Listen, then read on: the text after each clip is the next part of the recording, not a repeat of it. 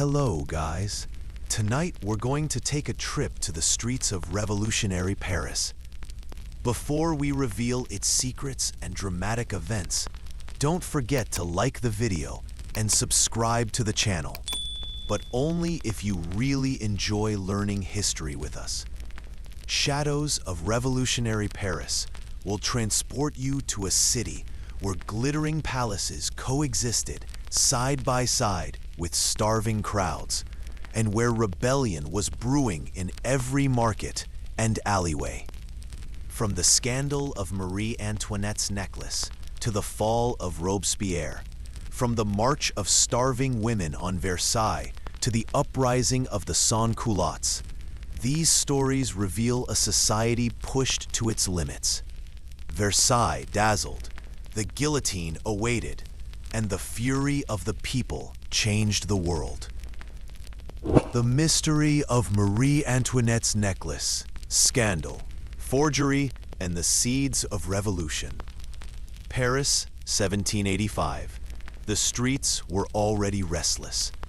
Bread prices had soared, hunger gnawed at the poor, and whispers of corruption clung to the gilded walls of Versailles. It was in this fragile climate that a scandal exploded, one so sensational, so shocking, that it stained the reputation of a queen forever. It was called the Affair of the Diamond Necklace. Decades earlier, two Parisian jewelers, Charles Baumer and Paul Bassange, had created an extraordinary piece of jewelry, a diamond necklace glittering with over 600 stones. It was intended for Louis XV to present to his mistress, Madame du Barry. But before the gift could be delivered, the king died. The jewelers were ruined. No one else in France or in Europe could afford such a masterpiece. There was, however, one woman who might wear it, Queen Marie Antoinette. But the queen was not interested. France was drowning in debt, and Antoinette, already criticized for her lavish spending, refused the necklace. To wear such a piece, she said, would dishonor her husband and insult a nation in crisis. Enter Jeanne de la Motte, a clever and ambitious woman with a dubious claim to noble blood. Jeanne lived by her wits, scheming her way into Parisian society. She saw in the necklace not just wealth, but opportunity. At the same time, another figure hovered at the edges of Versailles, Cardinal Louis de Rohan. Once a powerful courtier, Rohan had fallen out of favor with the queen. Desperate to win her approval, he longed for a way back into her good graces. Jeanne saw her chance. She befriended Rohan and spun a tale. The queen, she claimed, was eager to reconcile with him, but could not miss direct contact. Jeanne, as a supposed confidant, would serve as go-between. Letters, forged in an elegant hand by Jeanne's accomplices, began to arrive in Rohan's possession. They seemed to be from Marie Antoinette herself, warm, forgiving, and even flirtatious. The cardinal was captivated. The scheme grew bolder. To convince Rohan once and for all, Jeanne arranged a secret meeting in the gardens of Versailles. There, under the cover of night, a woman dressed as the queen appeared. In truth, it was a young prostitute named Nicole d'Oliva, chosen for her resemblance to Marie Antoinette. Cloaked and trembling, she handed Rohan a rose, whispered a few words, and vanished into the shadows. To the cardinal, the illusion was perfect. The queen had forgiven him. Now came the final stroke. Jeanne explained that Marie Antoinette wished to acquire the fabled diamond necklace, but discreetly. The queen could not be seen negotiating with jewelers, especially while the people starved. Would Rohan, as her secret ally, arrange the purchase on her behalf? Blinded by devotion, the cardinal agreed. In February 1785, Rohan secured the necklace. He handed it to Jean de la Motte, believing it would soon grace the neck of his queen. Instead, Jean's husband broke it apart, selling diamonds across Europe. When the jewelers demanded payment from Versailles, the truth unraveled. Marie Antoinette was horrified. She had never ordered the necklace, nor written the letters, nor met Rohan in secret. The affair erupted into the courts and newspapers. Jean de la Motte was arrested, publicly whipped, and branded with the mark of a thief. Cardinal Rohan, however, was acquitted, his gullibility seen as proof of innocence. But for Marie Antoinette, the damage was irreparable. Though blameless, she was forever tied to the scandal. Pamphlets mocked her as a scheming seductress, hungry for jewels, while the people went hungry for bread. The nickname Madame Deficit spread like wildfire. The queen, already mistrusted as a foreigner, now seemed a frivolous, greedy enemy of the people. Historians agree, the affair of the diamond necklace was not merely gossip. It planted seeds of rage and suspicion that would bloom into revolution. When the Bastille fell in 1789, mobs shouted her name in fury. When she was dragged to the guillotine in 1793, many still remembered the scandal, convinced she had once stolen bread from the mouths of the poor to adorn her neck with diamonds. All because of a forgery, a conwoman, and a gullible cardinal. The necklace itself vanished into history, its diamonds scattered across Europe, broken down and sold. What remained was not the glitter of gems, but the tarnish of reputation. The mystery of Marie Antoinette's necklace reminds us how a single scandal, true or not, can topple a queen, inflame a nation, and hasten the fall of a monarchy. The Last Days of Robespierre, from voice of the people to executioner to executed. Paris, July 1794. The summer was hot, the air heavy with tension, and the city smelled of blood. Every day the carts rolled through the streets, carrying prisoners to the guillotine. Their heads fell in the name of liberty, equality, and fraternity. But as the crowd cheered, a question began to spread in whispers. Who would be next? At the center of it all stood Maximilien Robespierre, lawyer, revolutionary, incorruptible idealist. Once, he was the voice of the people, the man who denounced tyranny and championed democracy. But by the summer of 1794, he was also the face of the Reign of Terror, when the revolution devoured its own children. Robespierre had not begun as a monster. Born in Arras in 1758, he was a quiet, serious boy, raised on Enlightenment philosophy. He admired Rousseau, believed in the virtue of the common man, and loathed the corruption of monarchy and aristocracy. When the revolution began in 1789, Robespierre was not a fiery street agitator, but a man of principles. He spoke for universal male suffrage, opposed the death penalty, and earned the nickname the Incorruptible for his integrity. To many, he was a symbol of the revolution's moral conscience.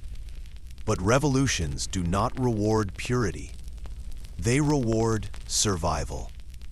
By 1793, France was at war on every border. Austria, Prussia, Britain, and Spain marched against the Republic. Inside the country, royalists rose in revolt, while Paris itself simmered with hunger and anger.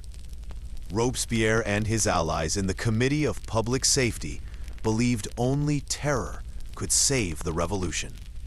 In his words, terror is nothing other than swift, severe, inflexible justice. It is therefore an emanation of virtue. It was a chilling creed, and under it, the guillotine worked tirelessly. Nobles, priests, generals, and even fellow revolutionaries were condemned as traitors. Georges Danton, once Robespierre's ally, was executed for calling for moderation. Camille Desmoulins, who had rallied Paris to storm the Bastille, was guillotined for criticizing the excesses of the terror. One by one, voices of dissent were silenced, until only Robespierre remained. But even as his enemies fell, Robespierre grew more isolated.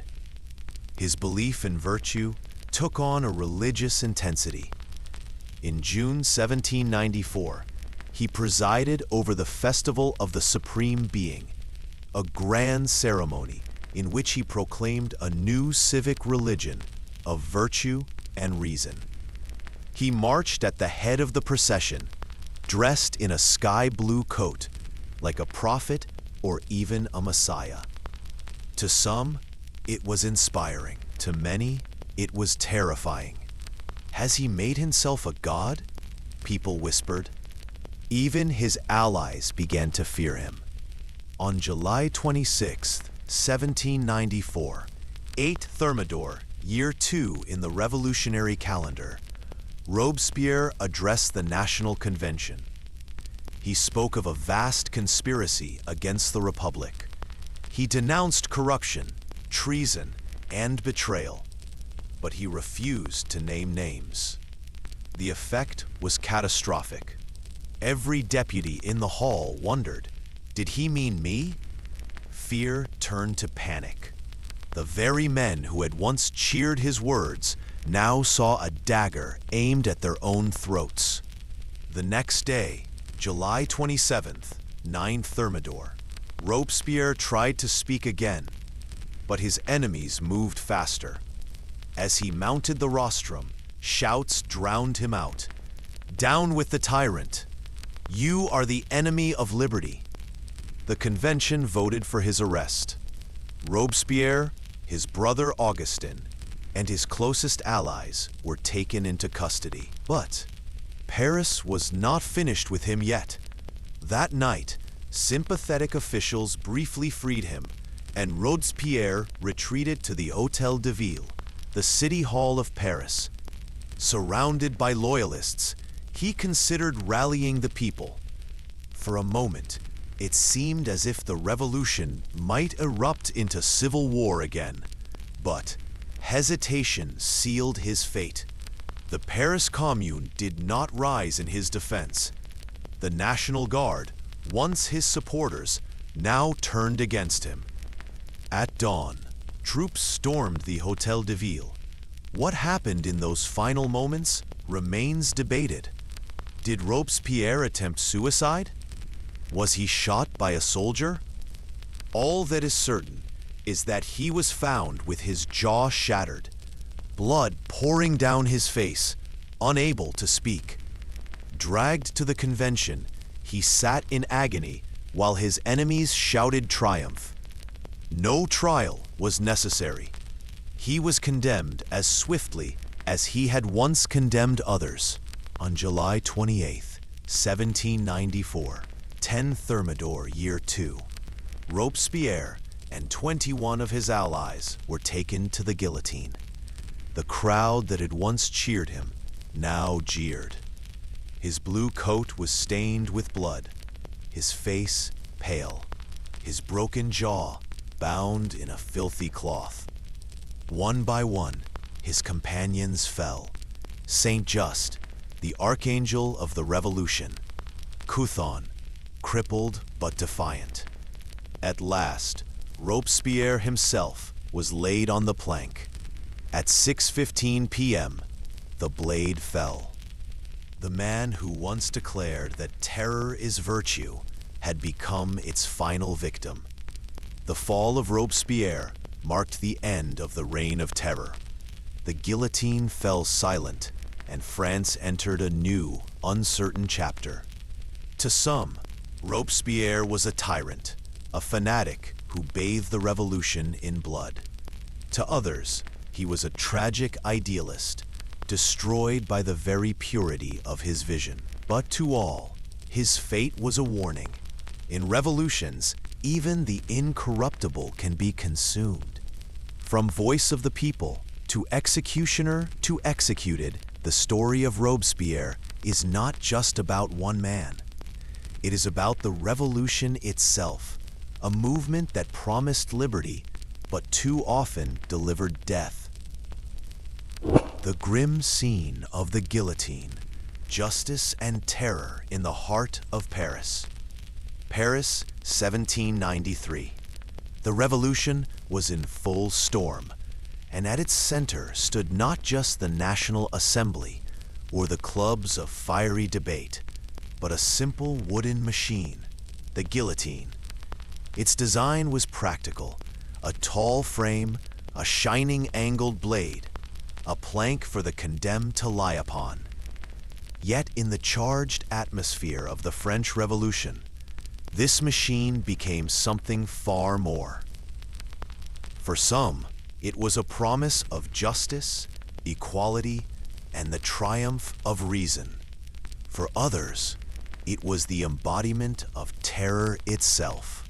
Before the guillotine, executions in France were a brutal spectacle of inequality.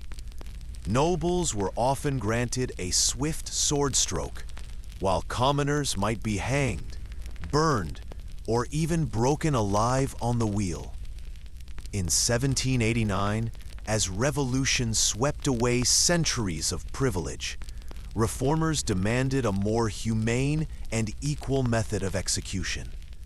The answer came from Dr. Joseph Ignace Guillotine, who proposed a mechanical device that would dispatch all criminals the same way, regardless of class. It was not designed to terrify, but to embody equality.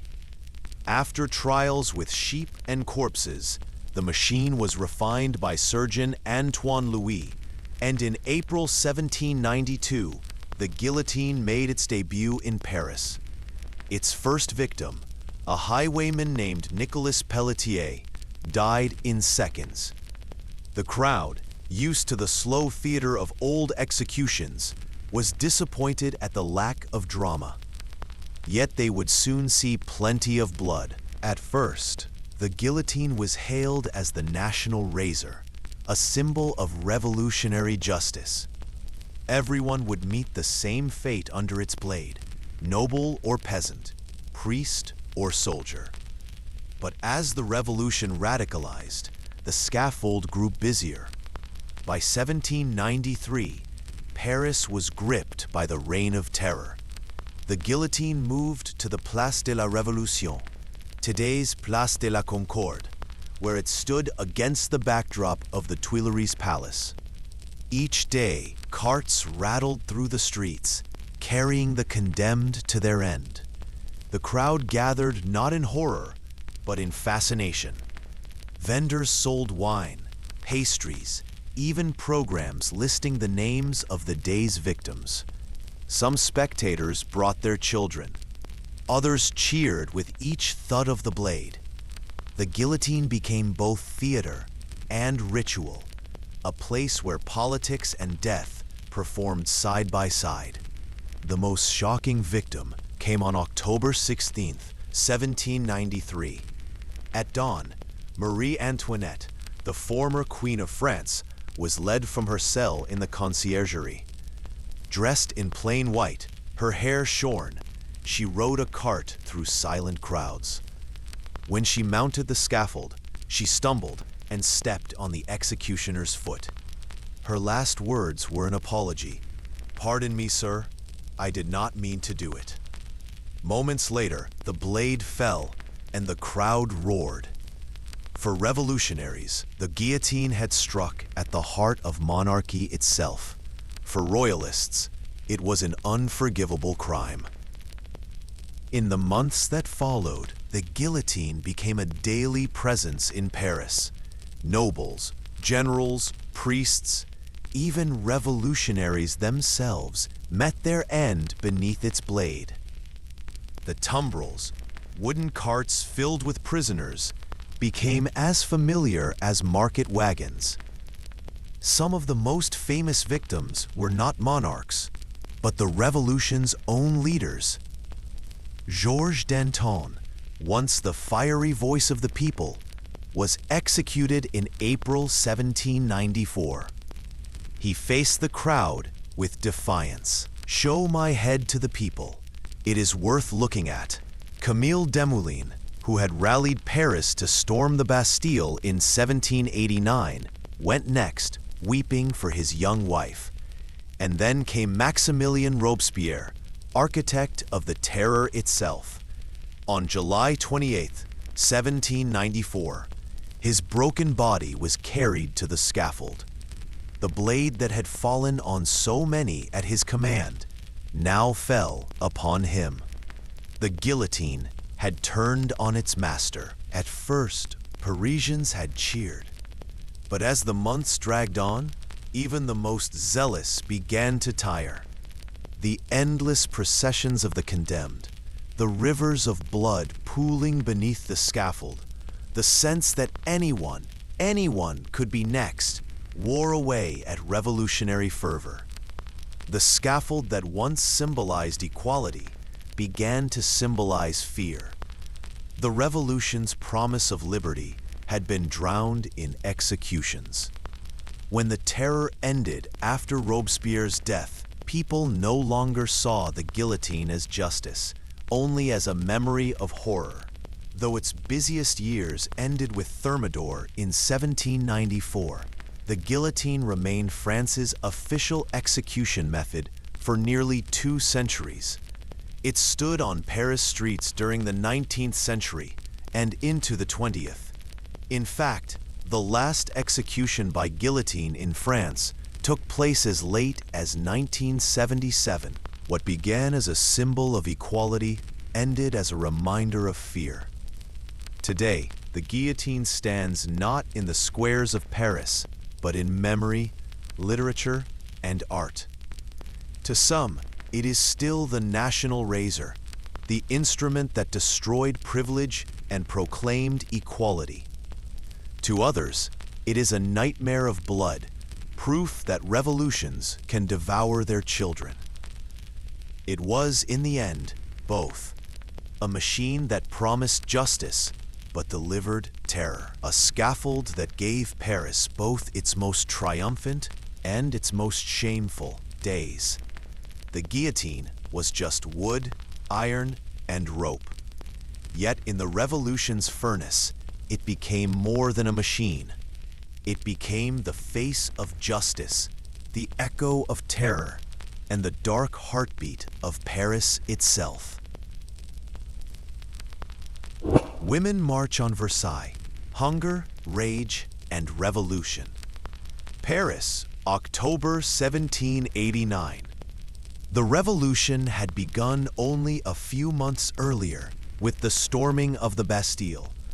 But the great promise of liberty and equality had not yet reached the stomachs of ordinary Parisians. Bread, the staple of life, was scarce, and what little could be found was ruinously expensive. In this world, hunger was not just discomfort, it was survival. A worker in Paris might spend 80 or even 90% of their wages on bread alone. And in the autumn of 1789, after a poor harvest and chaotic grain distribution, even that was out of reach. On the morning of October 5th, the city markets were crowded with women. Housewives, washerwomen, seamstresses, and fishmongers stood before empty stalls, and bakers who could not, or would not, sell at fair prices. Frustration spilled into anger. Some claimed bakers were hoarding flour. Others muttered that the royal court feasted while Paris starved. And then came the spark. A young woman reportedly cried out, À Versailles, to Versailles for bread. The idea spread like fire. Versailles was not just the royal residence. It was the symbol of everything that was wrong with France. There, King Louis XVI and Queen Marie Antoinette lived in opulence, surrounded by courtiers, banquets, and gilded halls, seemingly oblivious to the hunger of their people. By noon, thousands of women were moving through the streets. Some carried knives, pikes, and makeshift weapons. Others dragged cannons. Drums were beaten. Shouts echoed, "Bread! Bread! Bread!" At their head were the poissards, the tough, sharp-tongued women of the Paris fish markets, known for their fiery tempers. These women had raised families in poverty, endured endless shortages, and had nothing left to lose. As the crowd swelled, men joined too: revolutionary National Guardsmen, radicals, and ordinary laborers. But the march remained a women's movement at its heart. They trudged the 12 miles from Paris to Versailles in pouring rain, soaked to the bone, chanting for bread and justice. When they arrived, mud-splattered and exhausted, they were met not with repression, but surprise. Versailles was unused to such visitors. The gilded palace of Louis XIV now stood face to face with the anger of Parisian mothers. A delegation of women was allowed to present their demands directly to the king. Bread, they said, relief from starvation. To his credit, Louis XVI promised to provide grain from royal stores. But the mood outside was restless. The women wanted more than promises. They wanted the king and queen to see their suffering firsthand. The palace stormed. That night, tension broke into violence. At dawn on October 6th, a group of women forced their way into the palace, breaking past guards and surging through the marble halls. They carried clubs, axes, and pikes. Some shouted for the queen's blood. Marie Antoinette, startled from her chambers, barely escaped with her life, fleeing through hidden doors as intruders poured in. The guards were overwhelmed. Several were killed, and their heads paraded on pikes outside. Meanwhile, the crowds gathered in the courtyard demanded one thing: the king must return to Paris. Louis XVI hesitated, but the pressure was overwhelming. Faced with thousands of angry women, armed and unrelenting, he agreed. The royal family, the king, the queen, and their children would leave Versailles. As they departed, the women surrounded their carriage, shouting triumphantly. Ahead of the procession rolled wagons piled with flour, a symbolic victory. The people had forced their monarch to march with them, not as a sovereign above them, but as a prisoner among them. The return to Paris was slow and thunderous, the crowd chanting, "We have the baker's wife, and the baker's boy. Now we shall have bread." The March on Versailles was not just a hunger protest. It was a turning point in the revolution. For the first time, ordinary working women had directly changed the course of French politics. They had forced the king to Paris, where he would be under the watchful eye of the people and the National Assembly. The grandeur of Versailles, the very heart of royal power, had been humbled by the footsteps of hungry women. It was also the beginning of the monarchy's decline. From this day, Louis XVI and Marie Antoinette would never again live in Versailles. They were now captives of Paris, their fate increasingly tied to the revolution's shifting tides. What makes the October days of 1789 unforgettable is not only their political significance, but their raw humanity. These were not soldiers or statesmen, but mothers, wives, and daughters who marched through mud and rain because their children were starving. Armed with kitchen knives and courage, they shook the very foundations of France. Their demand was simple bread, but their march revealed something far greater: the power of ordinary people to bring kings to their knees. The Women's March on Versailles remains one of the most dramatic moments of the French Revolution. An uprising born not of ideology alone, but of hunger, desperation, and the unbreakable will of women determined to be heard. The rise of the Sans-Culottes, radical citizens in rough trousers who turned Paris into the engine of revolution. Paris, 1789. The city is restless. The price of bread has soared. Taxes crush the poor, and whispers of change ripple through the streets. In the palaces of Versailles, courtiers parade in silks and jewels. In the crowded alleys of the capital, ordinary men struggle to feed their families. It is here that a new force emerges, one that will terrify kings, challenge moderate revolutionaries, and push the French Revolution into its most radical phase. They called themselves the Sans-Culottes. What does Sans-Culottes mean? The name itself was a statement. Sans-Culottes literally means without knee breeches. In the 18th century, the wealthy and aristocratic men of Europe wore fine silk culottes, tight breeches that ended at the knee, paired with stockings. It was a mark of status, refinement, and privilege. But the working men of Paris wore simple pantaloons, long, rough trousers suited for labor. By proudly calling themselves sans-culottes, these citizens were making a political declaration. We are not aristocrats. We are the people. It was a rejection of elitism and a badge of solidarity. Their clothing became their uniform, and their uniform became their weapon. Who were the sans-culottes? The sans-culottes were not one class, but many. They were artisans, small shopkeepers, journeymen, laborers, and market sellers. They were the men who baked the bread, mended the shoes, smithed the iron, and carted the goods through the streets of Paris.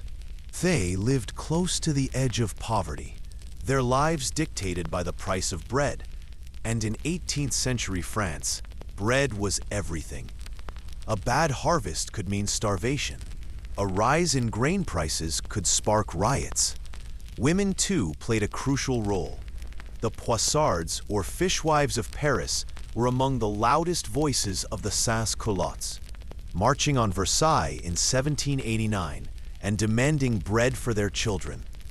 What united them all was not wealth, but hardship, not privilege, but need. At first, the revolution belonged to lawyers, deputies, and enlightened thinkers in powdered wigs. They debated in the National Assembly and wrote declarations about liberty and equality.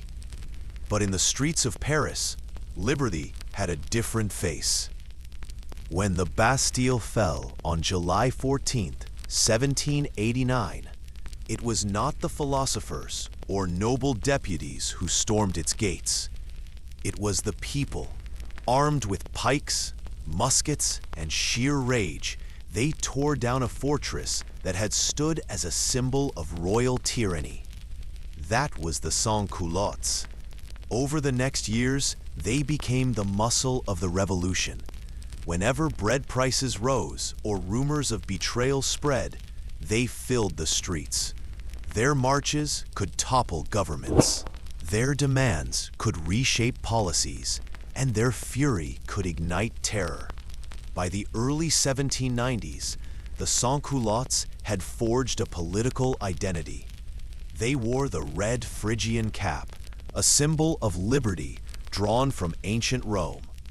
They used the informal tu instead of the respectful vous, insisting on equality even in speech. They addressed each other as citizen instead of monsieur or madame. Their ideals were simple but uncompromising. Bread must be affordable. Hoarders and profiteers must be punished. The monarchy must be abolished. The revolution must be defended at all costs. Where the moderate revolutionaries spoke of constitutional monarchy, the Sans-Culottes roared for a republic. Where the elite hesitated, the Sans-Culottes pushed forward, radicalizing the revolution itself. In August 1792, the revolution reached a boiling point. Foreign monarchies threatened invasion to restore King Louis XVI. Inside Paris, bread was scarce once again. On August 10th, the Sans-Culottes, joined by National Guardsmen, stormed the Tuileries Palace, where the royal family resided. The Swiss guards defending the king were slaughtered, and the monarchy was effectively destroyed. It was the Sans-Culottes who had made it happen. Their action pushed the revolution into its most radical stage. The king would soon be tried, condemned, and executed. Once the monarchy was gone, the Sans-Culottes demanded more. They pressured the revolutionary government, the National Convention, to adopt policies in their favor. Price controls on bread, harsh punishments for hoarders, and greater political equality. They allied with the Jacobins, the radical political club led by men like Maximilien Robespierre. Together, they unleashed the Reign of Terror. The Sans-Culottes filled the galleries of the convention, shouting down deputies who opposed their will. They patrolled the streets, hunting for enemies of the people. The guillotine became their symbol of justice. In their eyes, terror was not cruelty, but necessity. To them, the revolution was a war, and mercy was betrayal. But the very radicalism that gave the Sans-Culottes power would also lead to their downfall. By 1794, Robespierre and the Jacobins had centralized authority, and the Sans-Culottes found themselves sidelined. Their demands for more direct democracy, for price controls, and for popular justice grew inconvenient. When Robespierre himself fell in July 1794, the revolution shifted again. The new government, the Thermidorian reaction, cracked down on the Sans-Culottes. Their clubs were closed, their leaders arrested, and their influence diminished. By the turn of the century, the Sans-Culottes had disappeared as a political force. But their legacy remained. The Sans-Culottes were not philosophers or generals. They did not write constitutions or command armies. But they were the beating heart of the French Revolution.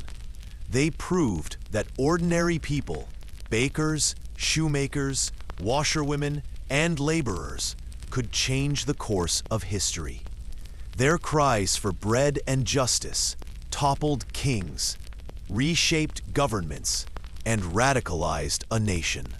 The image of the sans-culotte in his trousers, red cap, and tricolor cockade became a lasting symbol of popular revolution. From the barricades of 19th century Paris to movements across the world, the spirit of the sans-culotte, the spirit of ordinary people demanding justice, has never truly vanished. The rise of the sans-culotte was the rise of the people themselves. They did not wear fine clothes, but they wore defiance. They did not sit in palaces. but they stormed them. And in the end, they turned Paris, hungry, furious, unrelenting Paris, into the very engine of the revolution. Why it was bad to be a baker in Paris in 1789. Paris, the summer of 1789. The air is thick with tension, with the smell of smoke and sweat, with whispers of revolt. But if you want to understand why the revolution ignited when it did, don't look first at Versailles or even at the National Assembly. Look instead into the bakery shops of Paris, for there, in the simple loaves of bread, lay the survival of an entire people, and the danger of being a baker in a city on the edge of collapse. 18th century France was a country built on bread. For the poorest families, bread made up as much as 80% of their daily diet. Meat, wine, and cheese were luxuries. A good loaf of bread was life itself. When the harvest was good, people could endure poverty. But when grain ran short, life became a nightmare. By 1788, France had been struck by terrible weather and poor harvests. A freezing winter gripped the country. Rivers froze, crops failed, and the price of grain soared. As a result, in Paris, the price of bread nearly doubled by the spring of 1789. For a laborer earning just enough to scrape by, this meant choosing between eating bread or feeding their children. Starvation lurked everywhere. And in the middle of this crisis stood the bakers. Imagine being a Parisian baker in 1789. You wake before dawn, kneading dough in the flickering light of the oven. Outside, a line already forms in front of your shop. Mothers, workers, and hungry children wait impatiently, clutching the few coins they have. You have flour, but not much. Grain is scarce and expensive. To make matters worse, the authorities have placed strict price controls on bread. You cannot charge what it truly costs you to make it, not without breaking the law. If you sell bread at the legal price, you risk bankruptcy. If you charge more, you risk being denounced as a profiteer, dragged before a revolutionary tribunal, or even lynched in the streets. The baker was caught in an impossible bind. Lose your livelihood or lose your life. It did not take long for desperation to turn violent. Hungry crowds began storming bakeries, demanding loaves they could not afford or seizing them outright. Bakers were accused of hoarding flour, hiding bread in cellars, and conspiring to starve the people. Sometimes these accusations were true. Some bakers did try to hold back supplies, waiting for prices to rise further. But often, the bakers themselves were victims of the crisis, unable to meet the impossible demands of the hungry masses. In Paris, July 1789, mobs attacked bakeries across the city. In some cases, bakers were beaten. Their shops were smashed open, ovens destroyed, bread stolen. The cry of the crowd was always the same: "À bas les accapareurs!" Down with the hoarders! The anger of the people was not just about hunger, it was about justice. They believed bread was a sacred right. The philosopher Jean-Jacques Rousseau had once declared that food was as essential a right as liberty. Ordinary Parisians took this to heart. Bread was not a commodity. It was survival, the very foundation of life. This belief fueled the idea that bakers had a duty to provide bread fairly. If they failed, they were not just negligent. They were criminals against the people. Authorities tried to calm the storm. The city government forced bakers to keep their shops open at all hours, to bake continuously, and to sell at regulated prices. But this only made life harder for the bakers themselves.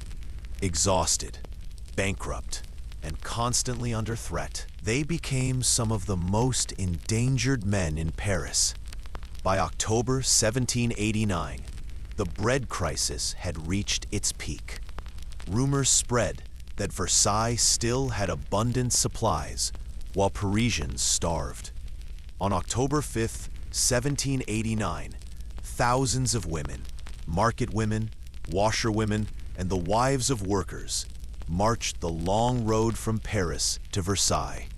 They carried pikes, muskets, and kitchen knives, chanting for bread and for justice.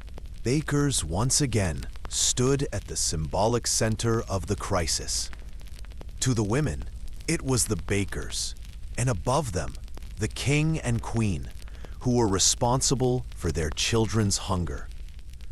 Marie Antoinette's supposed remark, "Let them eat cake," though never actually said by her, captured this sense of indifference. The marchers stormed the palace, dragging the royal family back to Paris under guard. And what was their rallying cry? Bread. Always bread. Throughout the revolution, the baker remained a paradoxical figure. He was both essential and despised, pitied and hated. In the radical imagination, the figure of the baker merged with that of the accaparer, the hoarder, the profiteer, the man who put profit above the lives of the people. Many bakers suffered not because they were guilty of such crimes, but because they represented the cruel reality of hunger in Paris.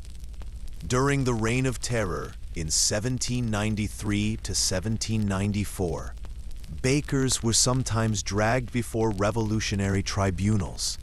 A single accusation of withholding bread could mean prison, even execution.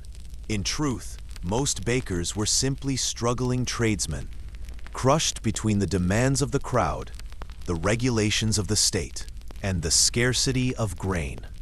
Why was it so bad to be a baker in Paris in 1789?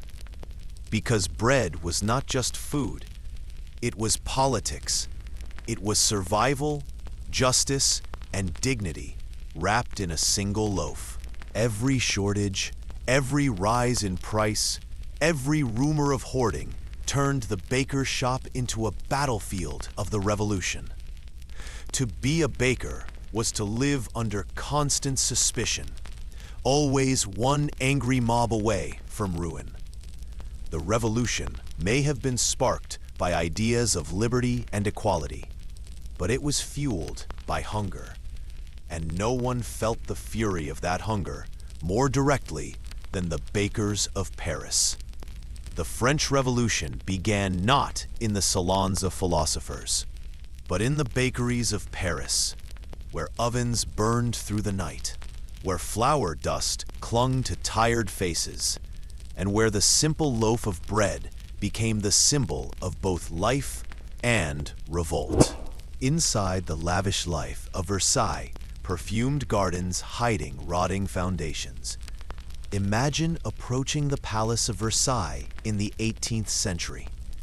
The sun glints off endless windows, over 700 of them, stretching across a golden facade that seemed to never end. Fountains dance in carefully carved marble basins. The scent of orange blossoms drifts from the king's prized orangery, while the glitter of gilded gates dazzles the eyes. For any visitor, the first impression was clear. This was not just a palace. This was the beating heart of France's monarchy. The absolute power of the king, crystallized in stone, glass, and gardens. But beneath the perfume and grandeur, Versailles was a world of contradictions. Behind the glittering halls and manicured lawns lay political decay, financial ruin, and festering inequality. Foundations that would eventually crack and collapse under the weight of revolution. To understand Versailles, we must begin with its creator, Louis XIV, the Sun King. In 1661, he began transforming his father's hunting lodge into the most magnificent palace in Europe. It wasn't just about luxury. Versailles was a political weapon. By drawing the nobility into his glittering orbit, Louis XIV made them dependent on his favor. They fought not with swords, but with etiquette, competing for the honor of handing him his gloves or being allowed to watch him eat. Versailles became a gilded cage where the aristocracy was trapped in ritual, too dazzled by splendor to challenge the king's authority. Louis XIV once declared, "L'État, c'est moi." I am the state. Versailles was the proof. Life inside the palace was a constant theater. The Hall of Mirrors. 357 gleaming mirrors lined a gallery where the king strode in triumph, his courtiers trailing like shadows. At night, thousands of candles lit the space, their light reflecting endlessly in glass and gold. Gardens without end. Designed by André Lenotte, the gardens stretched for miles. Every tree, bush, and fountain arranged to reflect perfect order. Nature itself bent to royal will. Perfumed air. Flowers were everywhere. Perfume makers created elaborate scents, used not only to please the senses, but also to mask the less pleasant realities of palace life. Feasts and theater. Banquets displayed exotic fruits, rich meats, and mountains of pastries. Operas, ballets, and masquerades filled the evenings. Versailles was a stage upon which the monarchy performed its power. For courtiers, survival depended on being seen, wearing the latest silks, offering witty compliments, and never missing a chance to bow in the right direction. Versailles was dazzling, intoxicating, and suffocating all at once. But beneath the golden surface, rot spread. Hygiene. Despite the perfumes and flowers, Versailles was infamous for its stench. There were few bathrooms, and chamber pots often overflowed. Nobles relieved themselves in stairwells and corridors. Perfume wasn't just fashion. It was necessity. Costs. The palace and its upkeep drained France's treasury. Maintaining Versailles required thousands of servants, soldiers, gardeners, and artisans. While nobles strolled through mirrored halls, peasants in the countryside struggled with hunger. Rigid hierarchy. Court life was suffocating. Every action, from who sat near the king to who held a candle at night, was governed by etiquette. Advancement wasn't about talent, but about proximity to royal favor. Beneath the grandeur, Versailles was a nest of jealousy and intrigue. Separation from reality. Perhaps the most dangerous rot of all was the disconnect. Versailles was a fantasy world, removed from the struggles of ordinary people. Here, the king and nobility could pretend that France was stable, even as famine and debt spread like wildfire. By the late 18th century, Versailles had become both dazzling and dangerous. Under Louis XVI and Marie Antoinette, the palace retained its glitter, but the cracks widened. Marie Antoinette embodied Versailles' contradictions. To her admirers, she was elegance incarnate, a queen who loved fashion, music, and private theatricals. But to her critics, she symbolized waste and extravagance. At her private retreat, the Petit Trianon, she played shepherdess in silk gowns, while peasants outside Versailles starved. The diamond necklace affair, in which she was falsely implicated in a scandalous fraud, cemented her image as frivolous and corrupt. To ordinary Parisians, Versailles had become a symbol of everything wrong with France. Wealth hoarded by the few, while the many suffered. By the 1780s, Versailles was a palace at war with reality. Its gardens bloomed with roses, but the treasury was bankrupt. Its halls glittered with gold, but riots raged in the streets of Paris. The contrast was too stark to survive. On October 5th, 1789, thousands of women marched to Versailles, furious over bread shortages. They stormed the palace, demanding the king return to Paris. When Louis XVI and Marie Antoinette were forced to leave Versailles under guard, the palace was abandoned as the seat of power.